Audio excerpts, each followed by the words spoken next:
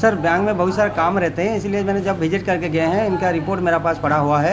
इनकी unit already चल रहा है। उद्यम मुख्यमंत्री में स्कीम है, इनके नया उद्योग खोलने के लिए। इनकी अभी मेरा पास फ़ोटो है, जब यूनिट विजिट किए थे मेरा पास फ़ोटो भी लगा हुआ है। इनका यूनिट ऑलरेडी चल रहा है।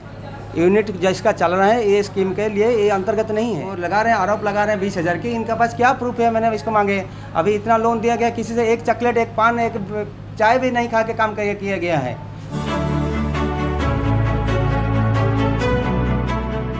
अभी मैं रीवा जिले अधीनस्थ कटरा देख सकते हैं, इंडियन बैंक शाखा के पास हूँ। यहाँ पर एक आपने मामला देखा है, उस मामले में जिस तरीके से एक आवेदन जो आप स्क्रीन में भी देख रहे हैं, जिस तरीके से जो विजय जायसवाल है, विजय जायसवाल के साथ में मुख्यमंत्री उद्यम क्रांति योजना के अधीनस्थ जिस तरीके से एक 20,000 रुपये का ब्रांच मैनेजर के माध्यम से एक जो आरोप लगा था, उस आरोप की सत्यता जानने के लिए यहाँ पर आया हूँ।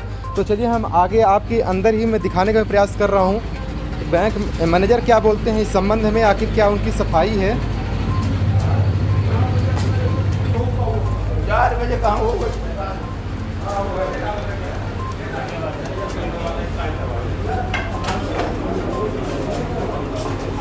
सर थोड़ा सा खोलिएगा इसको, नीचे से आ जाइए, बंद कर लिए। तो देखिए ब्रांच मैनेजर साहब इंडियन बैंक शाखा कटरा के यहाँ पर उपस्थित हैं। अब इनसे मैं जानने का प्रयास करूँगा जिस तरीके से विजय जायसवाल का जो एक उद्यम क्रांति योजना के अधीनस्थ जिस तरह के आरोप लगाया गया था, 20,000 रुपये की रिश्वत की मांग की गई थी, तो इस संबंध में सर से ही सफाई जानने के लिए आपके पास में संबंध करवा रहा हूँ। सर बेनिफिट टीवी में पहली बार आपका बहुत बहुत स्वागत है। सर ये इंडियन बैंक शाखा ये कौन सा है? ये कटरा है, घूम कटरा ब्रांच। आपको भी बहुत बहुत धन्यवाद है, आप मीडिया से आए हैं। सर एक मामला आया है अभी हाल में ही, एक आवेदन था मुख्यमंत्री उद्यम क्रांति योजना के अधीनस्थ। इनका नाम था विजय जायसवाल, पिता चित्रसेन जायसवाल, जो कि कटरा के ही निवासी हैं। इस संबंध में उन्होंने एक आवेदन भी किया है थाना प्रभारी के लिए। उनका कहना था कि मैंने 5 लाख रुपए का जो लोन लेने के मैंने यहाँ आवेदन किया था मुख्यमंत्री उद्यम क्रांति योजना के अधीनस्थ, लेकिन ब्रांच मैनेजर के यानी उनके संज्ञान में जब मामला आया तो उन्होंने कहीं न कहीं विजिट करने में विलम्ब किया, और फिर जब विजिट करने आए तो उस संबंध में उन्होंने 20,000 की रिश्वत की मांग की। इस संबंध में क्या सत्यता है सर? सर बैंक में बहुत सारे काम रहते हैं, इसलिए मैंने जब विजिट करके गए हैं, इनका रिपोर्ट मेरा पास पड़ा हुआ है। इनकी यूनिट ऑलरेडी चल रहा है, और जो उद्यम मुख्यमंत्री में स्कीम है, इनके नया उद्योग खोलने के लिए।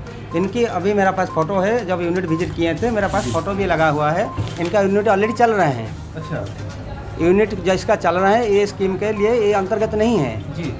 और इनके 2 है। इनके जब अकाउंट स्टेटमेंट देखा गया लास्ट 2-3 साल से, इसके अकाउंट में कुछ भी ट्रांजैक्शन में नहीं है, ना कि मिनिमम बैलेंस 500 रुपये की मेंटेन कर पा रहे हैं।